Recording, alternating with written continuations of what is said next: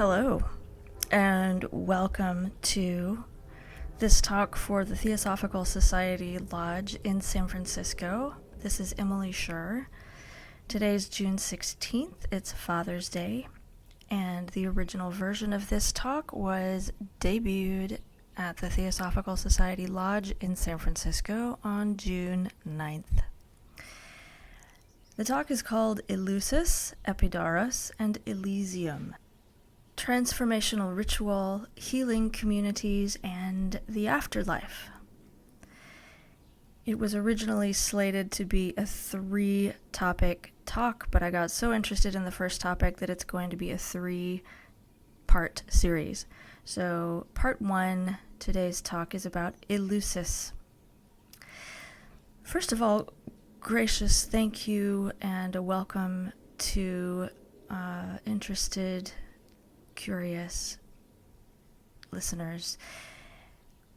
My gratitude to the San Francisco Theosophical Society Lodge and Library for the very kind invitation to speak and for all their early and sustained encouragement in getting to this moment. Thank you to my friends at the Jogel Foundation for their extraordinary support, and also to the Rosicrucian Library in San Jose for the use of their collection, and in particular one special edition of their digest publication. I hope this conversation serves to inform us about the traditions of the ancient world, to plant some seeds about the community built up around these celebrations, and to open up a conversation about their direct relevance to our lives today. So settle in, listen closely, and please save your questions till the end. We may get sentimental, we may get personal, we may get cosmic, and we will get abstract. We will ramble and we will roam, and then we will arrive at home. Since we don't know who will be listening in the future and what their comparative religion's background is like, I will speak cyclically. First, a few simple statements, then a deeper dive on those statements, then a further exploration of those statements, and then a bow on top to take us into the future. So feel free to glaze over, take a walk. I just suggest that this talk has been called oddly comprehensive, so you are invited to take in what resonates with you and let the rest wash on past. And meanwhile, there will also be a slideshow of some pertinent images cycling in the background. So, Eleusis is some miles from Athens, Greece, the ancient site of ritual initiations and harvest festivals, sometimes said to be the actual site of the abduction of Persephone, where the proper patrician people of position in the populace would process, pilgrimage, and prostrate to have their pride punctured and their prosperity provided perennially, in a formally ritualized and socially advantageous way every year for thousands of years. Spoiler, we are not afraid of dying and what comes after when we know our way through the hell realms and shadowlands, and when we understand we're part of a much bigger picture. Jeremy Nadler, PhD, speaking of Eleusis and other ancient rites in shamanic wisdom in the Pyramid texts, published in the 2000s by Inner Traditions, says this: it was regarded as possible for people while still alive to enter a state of consciousness in which the soul becomes separated from the body for a short period. During this period of separation, people could have profound experiences that they would not otherwise have until they died, the most important of which was an intense realization that there is an element in their nature that is immortal. The Traveler's Key to Ancient Greece by Richard Geldard, published in 1989 by the Theosophical imprint Quest Books, says this: the Greeks believed that these mysteries, the annual rituals at Eleusis, held the cycles of life together, that without them the patterns of birth, growth, decay, death, and rebirth would cease. All of life would come to a permanent end. If the Olympian gods were remote and even indifferent to human suffering, these mysteries revealed a compassionate and immediate mother who promised eternal life to the initiate. So what is Eleusis? Lavish, complicated, well-orchestrated worship experience annually and ongoing for 2,000 years officially, and probably 2,000 more before it was in the public record. Hundreds of thousands of worshippers flocked to the enormous temple complex every year to celebrate the ancient story of goddesses Demeter and Persephone, to pray for peace and prosperity, to pursue their life's purpose, and to undergo ritual initiations that cleansed and refreshed their minds and bodies and that really reset their lives. About 3500 BC, we have the first rites to Demeter and Persephone at Eleusis. About 1500 BC, the first temple to Demeter and Persephone is built at Eleusis. By 600 before the Common Era, the Eleusinian mysteries become part of the official Athenian religious calendar. About 500 BC, Eleusis is destroyed by the Persians and then rebuilt by Pericles. I think it was destroyed by war another time and rebuilt a second time. And then by 170 of the Common Era, Marcus Aurelius is overseeing a rebuilding program at Eleusis, which includes an expansion. And then fast forwarding to about 400 CE, the Christian emperor Theodosius I orders the closure of all Greek traditional worship sites. So officially speaking, the ceremonies at Eleusis ceased, probably went back underground. Most of the early formal scholarship on the archaeological sites and rites of Eleusis are typically of their period and origin: erudite, arch, rationalist, Christian, and condescending. Earth, womb, mother revering religions are still scorned today by the scientistic Western way of thinking. I would very much like to get us all past that, to graduate from that obsolete and quaintly antique way of thinking right now.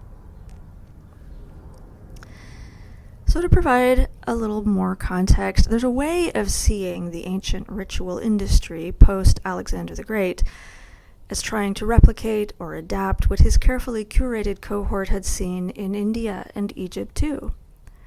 And that was to take all the priesthoods and priestesshoods, all the local deities and lineages of earth and nature and place-based agricultural worship practices, connecting the human with the land they cultivated, with the water sources, the earth energies, the natural world, the planting and harvesting cycles, the solar and the lunar activities, and, importantly, those practices that connected them with each other, with the cooking fires, with the hearth and home, with the human community as well as the more than human spheres, and to wrap them all into one more or less coherent, formalized, almost industrialized system connected to the state, the king, emperor, or pharaoh, the better to subjugate, rule, and make obedient the many various populaces under their reign, and also to commandeer the best of the ancient local traditional lineages and initiatory practices. As a side note, or maybe a central note, men were associated with the effort to work and manage the fields. Women were associated with the generativity of the land itself, bringing forth new life on the regular, and making the plenty available and appealing. Erotic drama, as the scholars described it, was purposefully designed in great complexity to get the participants past the trappings and conditionings and armoring of everyday life, in governance, administration, child-rearing, domestic life, the marketplace, manufacturing, labor in the fields, etc., and into a state of ecstatic union with all that is, life and death. And this was achieved through the strategically orchestrated application of high drama, low drama, mind-altering poppies and fungi in special spiced brews, and of course, ritualized healing, profound, what we would call psychological transformation, and devotional erotics. Defining a few terms now, which we will use throughout this conversation. When we say erotic in this context, please don't take it in a pornographic direction. The carnal lust for sexual connection is only a small piece of eros, although it is where the story ends for many people. We're talking about, more broadly speaking, the life force that flows through all living things and even through the entire universe, according to some sages. As in our own era, in the ancient world, it was all too easy for people to forget their origins from the earth through the mother, and the life-saving, absolutely essential requirement to connect us with each other. And so this place and these rites were enacted every year without fail to reunite them on all of those fronts. So I'm going to go on and define a list of terms. Kikeon was a grain beverage, some kind of strong barley beer or tea, which had mind-altering psychotropic properties useful for going into ceremonial space, or what we would call expanding consciousness and experiencing connection with the greater. Rhea was the mother of Demeter and all the gods, the mother of Dionysus. She was called in Greek ecstatic wanderer and great mother. Rhea also means flow. We can think of her as the flow of timelessness, whereas her husband Kronos was the march of linear time. She lives not only as herself, but onward through and as Demeter and Persephone, the flow of generations. Rhea's the kind of time that is expansive and non-linear, the kind of time that flows into eternity, around time, not a straight line. Hecate. Let's not forget that also Hecate, goddess of the underworld gates, had a role at various stages in this story. She already knew Hades. She ultimately welcomed Persephone and Demeter back into life. The cycle complete of grandmother, mother, and daughter all tending together, life and death and rebirth. Demeter, Rhea's daughter, goddess of the land and agriculture, represented as a mature woman with an armload of sheaves of wheat, the mother of Persephone. Her worship was that of the planting and harvest, with dates, grapes, almond, pomegranate, apple, wheat, barley, herbs, and spices, but especially wheat made into bread. Persephone, Rhea's granddaughter, Demeter's daughter, goddess of flowers and fruit. She gets taken away by Hades to the underworld. And depending on which version of the myth you read, either she chooses to be or she is forced to be the part-time queen of the underworld. In that sense, she also becomes a partner and friend to Hecate in the care of departed souls. She is depicted as a luscious young woman with garlands of flowers and a flower crown. Her worship and celebration, since she is the goddess of spring, involves heaps and armfuls and truckloads of flowers, as does the Orthodox Easter Beer of Christ celebration even today, as well as the still practiced Maya initiations and celebrations involving a moon-lit, watery cave filled with flowers. So you'll see cycling on the slideshow of images all kinds of flowers: roses, bougainvilleas, foxgloves, azaleas, cherry blossoms, and other garden scenes. You'll also see images of myself and my mother and my grandmother as representations of Demeter and Persephone and Rhea. So on with the definition of terms. The poppy was the emblem of Morpheus, the god of dreaming and also of dying. An elixir of poppy was ingested, as it is today, in end-of-life care to ease open the portal, making it easier to traverse and to exit this dimension. Poppy is also an emblem of the bleeding and birthing cervix, from whence souls enter into this dimension, arriving in human form. Eleusis was a celebration of agriculture. We may think of food as coming from the DoorDash or the cement block grocery store with the asphalt parking lot packaged in small portions under plastic wrap, but in fact, food, the nourishment for our bodies, comes from the earth. It is the substance of us, and we are the substance of earth.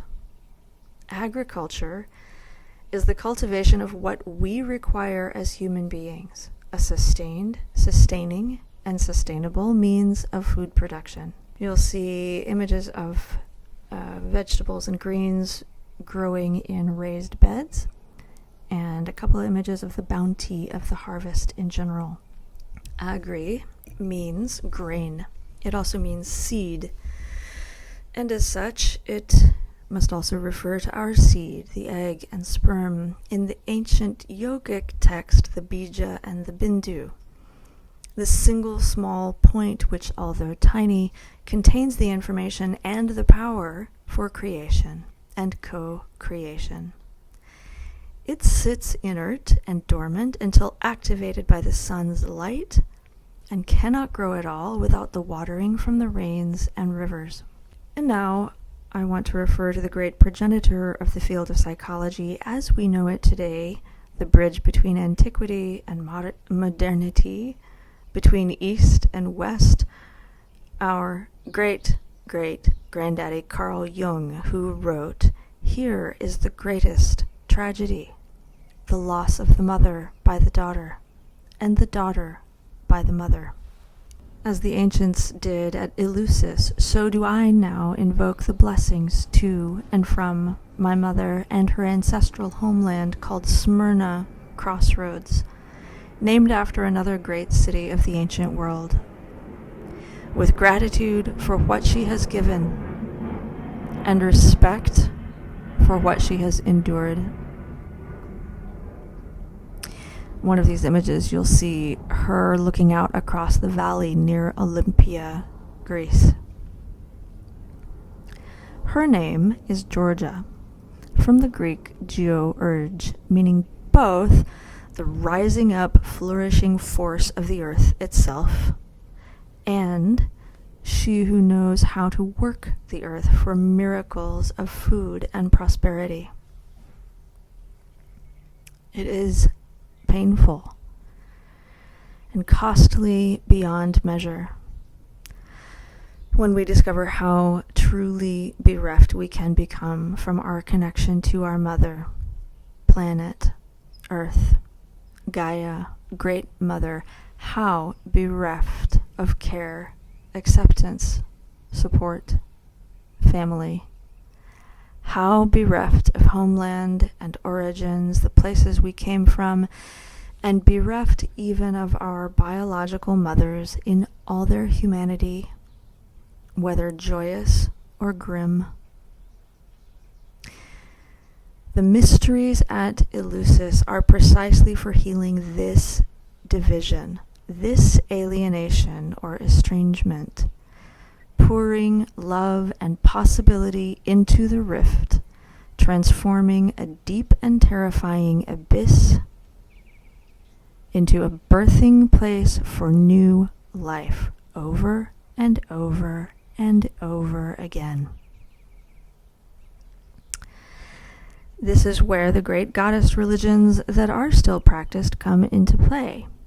In the images of the slideshow, you'll see Our Lady of Peace. She's also called Our Lady of the Freeway, Our Lady of the Steely Mantle. She resides in Santa Clara and is a Catholic pilgrimage site standing over a busy highway interchange in Silicon Valley. You'll also see images of Sri Pratyangira and others at Mahakaleshwar Shaivite Hindu Temple in Silicon Valley. Absolutely unique shrine. You'll see an image of the Great Mother Kali of North Beach at Specs Cafe and Bar in San Francisco. You'll see Mother Mary of the Motorcycles at Goodlow's Garage in Daly City. And you'll see the covers of a couple of books about Isis and Kali and others. Eleusis, as a word in ancient Greek, may be translated as the process of good arrival. It is a worthwhile goal of a human life lived well to be able to look back at the point of death and believe we have made some positive contribution to the human project, to the planet, to other beings, to the fabric of life and humanity. It is the telos, the ending point, the ultimate goal, the purpose that gives life direction, coherence, and meaning. Eleusis is a place of new beginnings, as much as it is a place of good endings. Well, what else might good arrival mean? Certainly the whole family would be happy to arrive at the end of a long road trip with goats and pigs and donkeys and baskets of food and huge clay jars of water, dry heat after months of preparation, and the kids in the back asking, when are we going to be there? Hours of waiting in line at the ingress to finally be able to say, we have arrived. As a corollary, Eleusinia was another name for Demeter, essentially she who is worshipped at Eleusis, and of course the second layer of meaning here being she who is a good arriving. She whose arriving is celebrated. And what's another word for arriving? Let's think. The rhythmic generative pulses of the earth herself is what is being celebrated here, opening inward, holding the space for the union of complementary forces deep within, nurturing them as they become new life in the darkness between worlds, in the dark soil, in the dark womb, then pushing new life out into the world, into the ordinary, extraordinary reality of the human and earthly sphere. At Eleusis, this ongoing process is being honored, nourished, celebrated, and held as the most sacred thing for everyone throughout time. Meanwhile, Hades presides over the realms of stagnation, torment, and suffering, apartness, confusion, and horrific disappointment. So of course, Hades steals Persephone away. She is the outward embodiment of Demeter's inescapable generative invitation and providence. She is the embodiment of spring, of new life, fertility, blooming, hope, and brightness. And hope springs eternal, but not uninterrupted. In the Mediterranean, as in North America, there are seasons. The earth flourishes and generates. The earth rests and degenerates, lives and dies, and is reborn.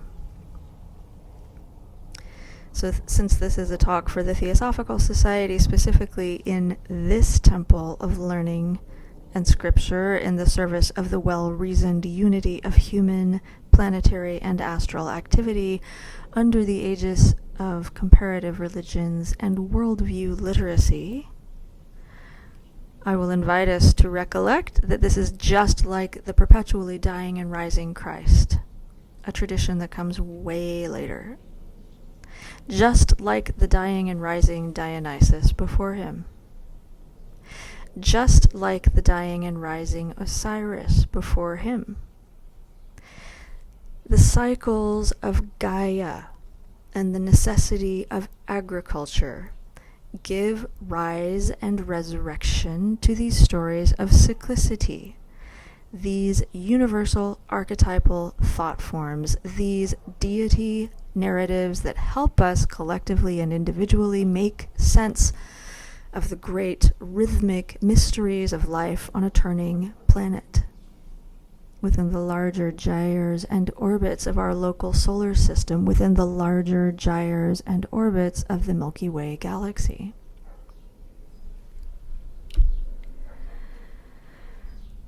You'll see in the images a temple relief fragment indicating a huge priestess baptizing a tiny man.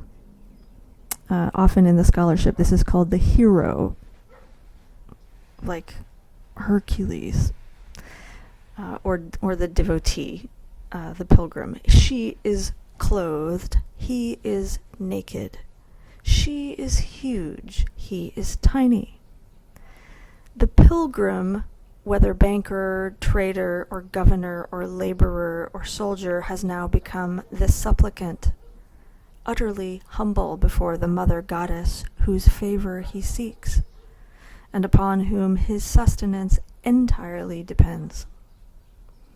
I included also an image of a book cover on St. John the Baptist baptizing Christ, and what that initiatory tradition was like. So you'll see Christ kneeling before John the Baptist, and John the Baptist pouring water over Yeshua's head. Okay, so now that we're oriented quite thoroughly, let's shift gears from the abstract and philosophical to the scholarly discourse. George Milonas, a Princeton archaeologist and the chief of digs at Eleusis for many, many decades, in 1961 wrote this: "The last Hierophant carried with him to the grave the secrets which had been transmitted orally for untold generations from one high priest to the next. A thick, impenetrable veil, indeed, still covers securely the rites of Demeter and protects them from the curious eyes of modern students. How many nights and days have been spent over books, inscriptions, and works of art by eminent scholars in their effort to lift the veil? How many wild and ingenious theories have been advanced in superhuman effort to explain the mysteries?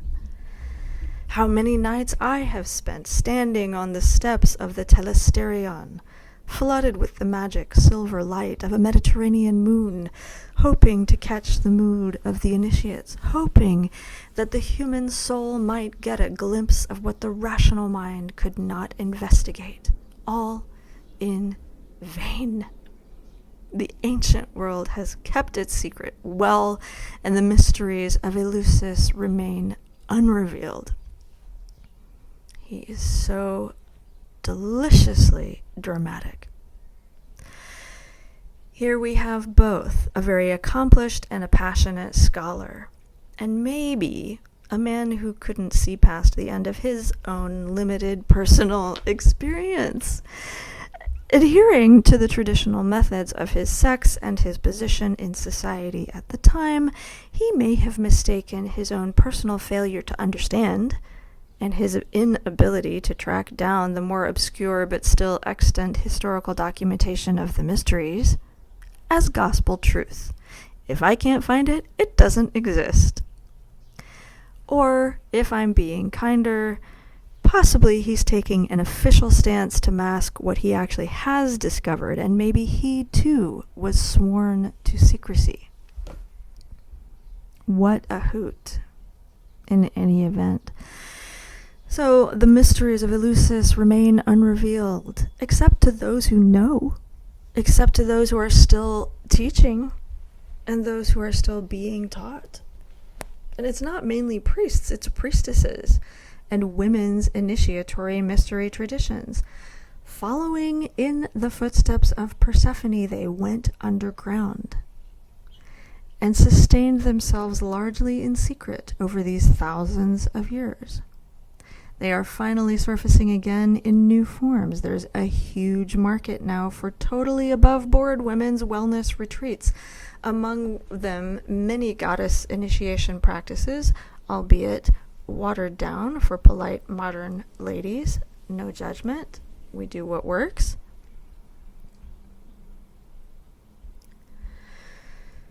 Okay, so we've seen why it was important that it was the ritual enactment year after year after year of Demeter and Persephone, and why they didn't choose to focus on one of the hundreds of other stories from Greek mythology, not Apollo and Daphne, not Ariadne and the Minotaur, not Hermes and Hestia.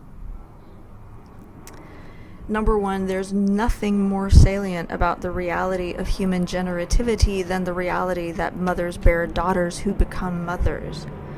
Without new daughters, there is no next generation.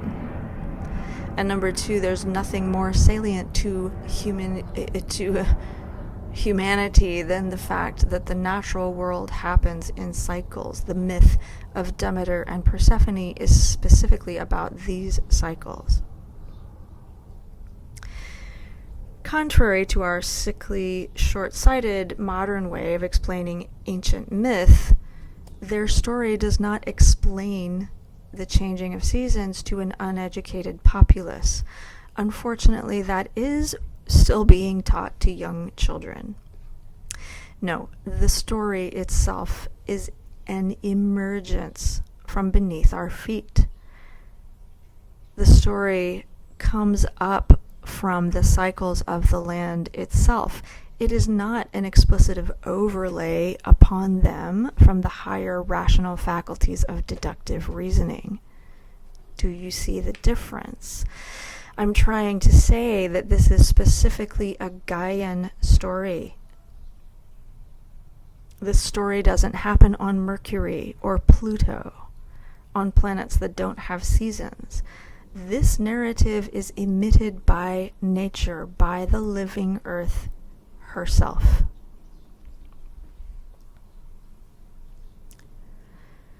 One thing that is well documented is the male parts of these rites.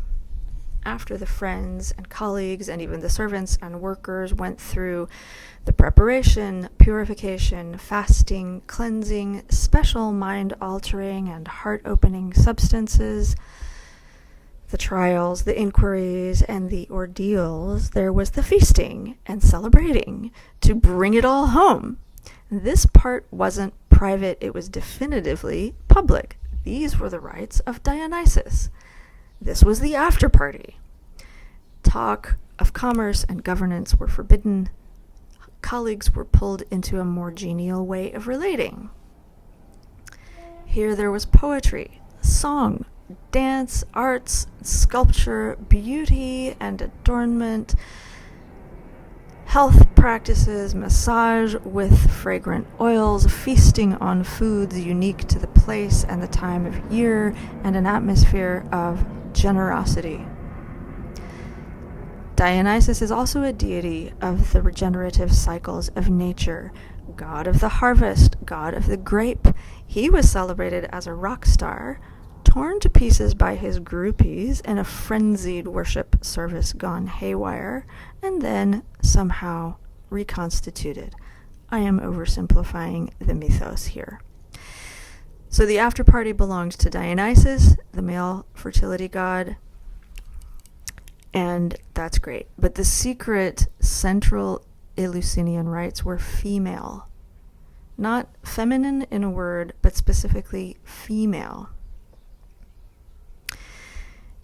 We can talk another time about the key differences between the hero's journey and the heroine's journey, the above-world journey in the light and the underworld journey through the shadows. Persephone, the blossomer, the one emanating life for life's own sake, is torn away from her home and her mother Demeter by Hades, lord of the underworld.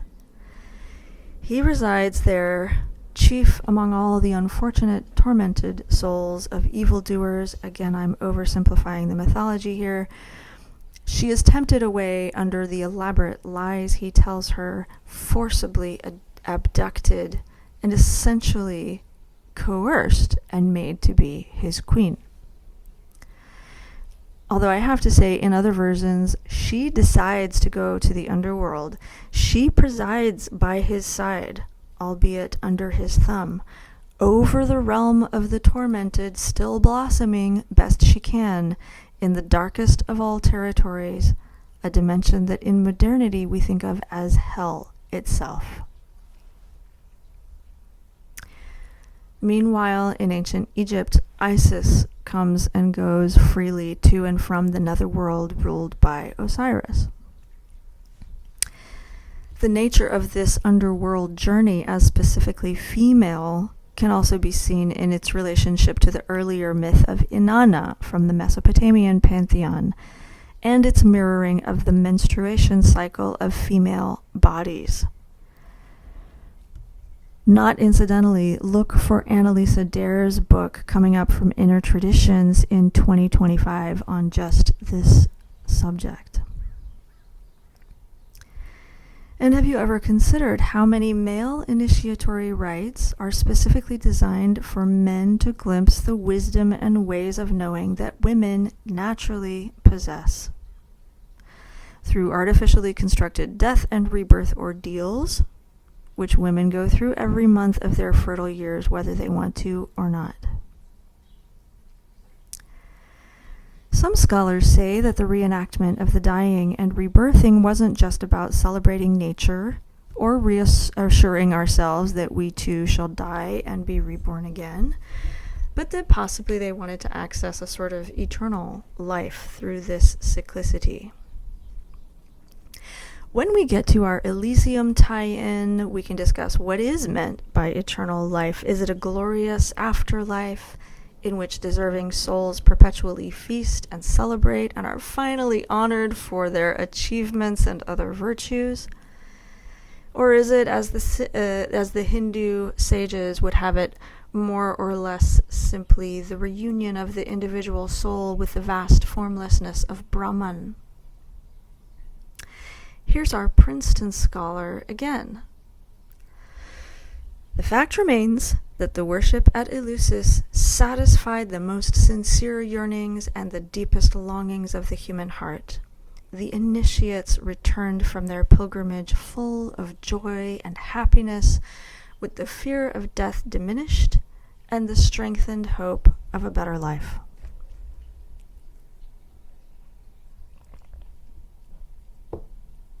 So there she is, Persephone, blossoming hard in the midst of the world that hides beneath this one.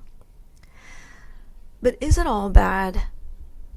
If we undergo the rites at Eleusis, we come to know that we too may emerge from unspeakable horrors, that new life may yet come to us after a period of strife and illness, that all things do happen cyclically according to certain laws of nature and checks and balances. The alternate read here, the silver lining and the medicine within the toxin, which we don't usually get in the modern readings, is that Persephone is so abundantly blessed with so much life-giving energy that she not only survives hell, she emerges from it and goes back again and again to put things in a better order, provide balance to Lord Hades' ill temper, and even, moved by tremendous compassion like Avalokiteshvara and Kuan Yin and Santissima Muerte, tends the lost souls of the newly departed in their pain and bewilderment. She radiates the aromas of hyacinth, lavender, rose, narcissus, lily, iris, pours flower power at them and anoints them with the juice from the pomegranate. red and sticky, the house cocktail of the underworld.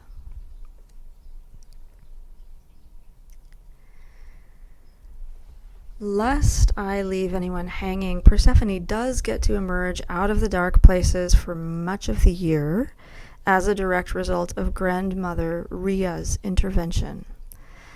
And during these periods, Demeter goes back to being happy and providing humanity with plants and herbs, flavorful food, and grain. Grandmother, mother, and daughter are reunited for the benefit of humanity and each other. Well, at this point you must be thinking, out with it. What happened at Eleusis? Here's the sequence of events. Charlene Spretnak, in 2006, publishing through California Institute for Integral Studies across town, tells us that for 2,000 years before the stone temple was built and institutionalized, every autumn, the women of early Greece observed a 3-day agricultural fertility ritual, the Thesmophoria, in honor of Demeter. The 3 days were called the Kathodos and Anodos, the downgoing and the uprising, the Nesteia, fasting, and the Kalygenia, the good birth. What had been among the ancient women's lineages a 3-day process became for the later Athenians a 9-day process. Day 1. Greeters, the gate, the admission, the registration, orientation, rules and restrictions, where to pitch your tent and park your donkeys, who's staying in the main lodge, assignment of places, and arrivals. Day 2. The ritual procession and immersion in the sea, plus saltwater cleanses. So scouring and scrubbing the body with sand and salt and oil, resting in the shade, cleaning up. I've included an image or two of the ocean so that you can imagine your own ritual immersion. Day 3, making sacrifices and offerings of meat and plant and cash, and cloth and jewelry, and sometimes even indentured slaves and everything else that was needed to keep the temple complex staffed and fed and maintained. It was very important that local grain and olive oil and produce be offered from all the regions of Greece. They were taken in huge baskets and bags, mixed together, processed into sacred bread and other foods for Demeter. And then they were fed both to the altars and to the gathering initiants. In this way, the spirits of place from all over Greece were united at the central grain-worshipping place. And it has been speculated that the local chemistry, terroir, and naturally occurring genetic alterations would be mixed and create a heartier, tastier, more nourishing bread. So at this time, all the libations, the untold thousands of gallons of oil, water, milk, and wine, and honey, and spices were poured all at once into a cleft in the earth, a chthonion chasma. The cleft that goes all the way into the netherworld. At this point, I will refer to the extensive scholarship available on the Indian yonic worship traditions, for example, at Kamakhya, where the yoni-shaped sacred stone isn't just a portal to underground, but in fact to outer space. Day 4. Healing dreams. I've included an image of an herbal blend in a tea pot to suggest the medicinal concoctions that people would ingest. So on day 4, you would take dreaming substances, like distillates from opium poppies or asterion, which was cannabis, and people would enjoy a very strange night's ritual sleep. Remembering their dreams, a practice that was cultivated year-round, they would then relate them upon waking to specialized dream interpreters.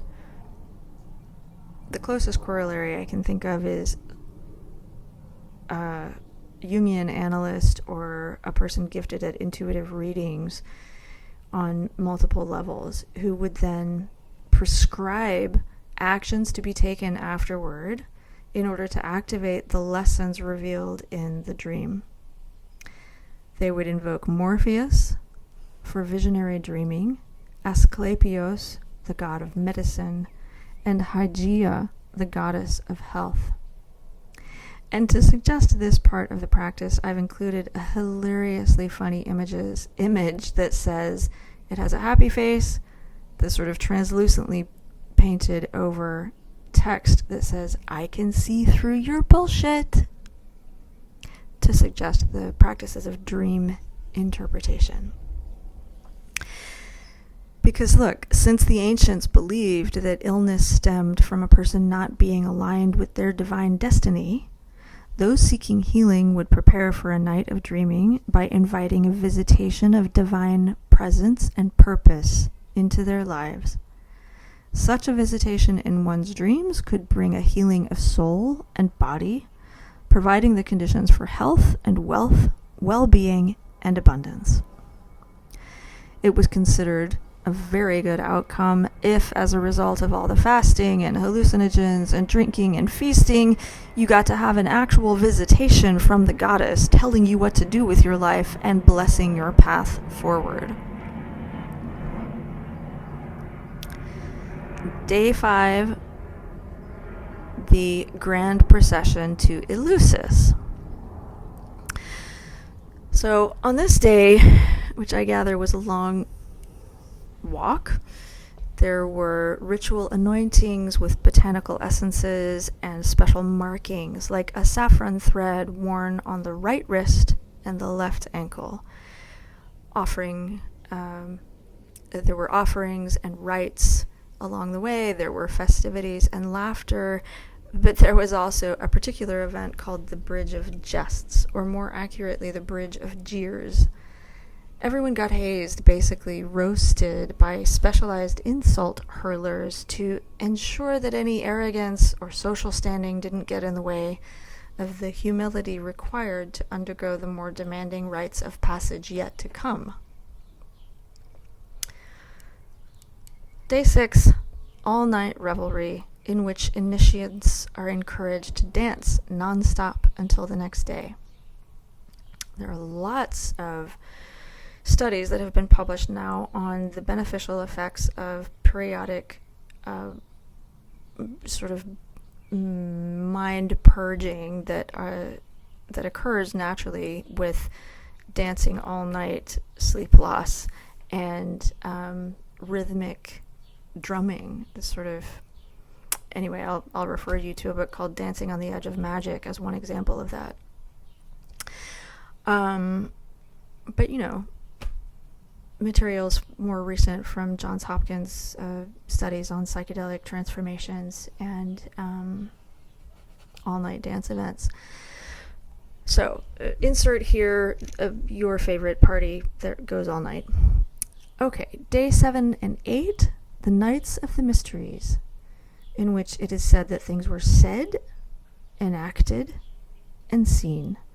So basically, the initiates went through a series of questions which they were asked, and then perform deeds that they had to enact, a sequence of tasks, and then seen. They were shown some things that would be life-changing and that would stay with them through the year. The priests and priestesses, along with the initiates, reenacted portions of the sacred drama of mother and daughter. The communion drink, kikeon, was shared. A brass gong sounded to sort of drive out the rational mind. A great fire blazed forth inside the temple with billows of herbal smoke. And the highest stage of initiation was received, the epopteia of vision, a special state of seeing. So this is the deliberate cultivation of non-ordinary states of consciousness in ritual context. So day 9, the libations are now offered again in a different way. Now, 2 priestesses stand back to back simultaneously over both sides of the cleft in the ground, simultaneously pouring out fresh, clean water, extending the blessings of the week-long practice in the directions of the past and the future.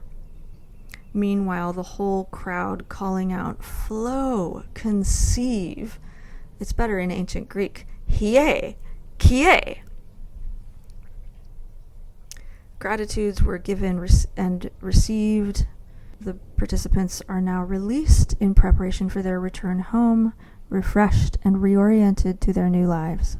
So, in closing, the ancient rites of Eleusis, like the even more ancient rites of Indic temple practices before them, and the traditional shamanic practices of the Amazon, to name a few examples, underlie and heavily inform the growing mainstream trend in the use of entheogens or psychedelic substances in legal, controlled, therapeutic, clinical context. Albert Hoffman, the Swiss chemist and original creator of LSD, from the ERGOT mold used in the ancient Greek wine for this kind of ritual, published an excellent article on the mysteries of Eleusis and their reliance on a mind-melting substance as well as a reconstructive ritual in 1997. This made possible the now successful movement to legalize the clinical, supervised application of these substances.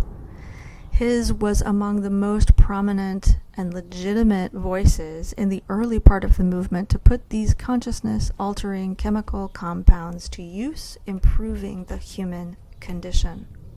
He writes, "In the modern era, the individual has lost the connection with the spiritual divine ground of all being, unprotected, without shelter, and alone with oneself. The human individual confronts in solitude a soulless, chaotic, materialistic, and menacing universe.